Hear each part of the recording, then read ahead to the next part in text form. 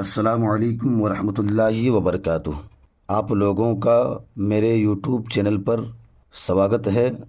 آج میں آپ کو بتاؤں گا وضو کرنے کا صحیح طریقہ۔ وضو کرنے کا صحیح طریقہ کیا ہے؟ بہت سارے ایسے نوجوان ہیں جن کو وضو کرنے کا صحیح طریقہ نہیں معلوم ہے، تو آپ اس پوری ویڈیو کو دیکھیں اور آپ سیکھیں کہ وضو کرنے کا صحیح طریقہ کیا ہے۔ تو جب وضو کرنا ہو تو دل میں وضو کرنے کا ارادہ کر کے پہلے بسم اللہ الرحمن الرحیم کہیں، پھر دونوں ہاتھ گٹوں تک دھوئیں، پھر اگر آپ کے پاس مسواک ہے تو مسواک کریں۔ اس کے بعد داہنے ہاتھ سے 3 بار کلی کریں، خوب اچھی طریقے سے کلی کریں، جیسے کہ دانتوں کی جڑ زبان کے نیچے پانی پہنچ جانا چاہیے۔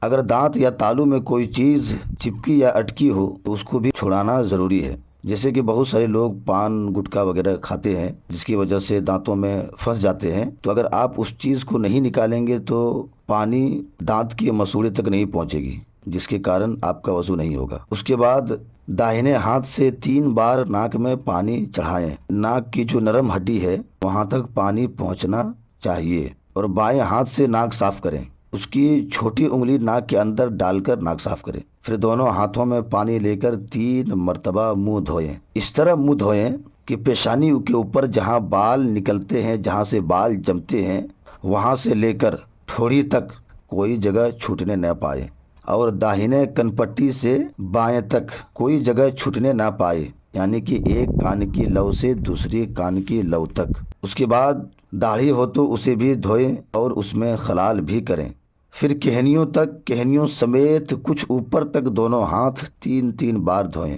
کچھ لوگ کیا کرتے ہیں کہ ہاتھ کو تو دھوتے ہیں لیکن کہنیوں سمیت نہیں دھوتے ہیں، تو یہ بات یاد رکھیں کہ 3 مرتبہ دونوں ہاتھوں کو کہنیوں سمیت اور کہنیوں کے تھوڑا اوپر تک دھوئیں، 3 مرتبہ۔ ہاتھ دھونے کا مطلب یہ ہے کہ اس پر پانی بہائیں، پھر 1 بار مسح کریں، پھر داہنا پیر انگلیوں کی طرف سے ٹخنے تک دھوئیں، ٹخنے سمیت کچھ اوپر تک بھی دھوئیں، پھر اسی طرح بایاں پیر دھوئیں، ہاتھ پاؤں کی انگلیوں میں خلال بھی کریں۔ اب یہاں سے آپ کا وضو مکمل ہو گیا۔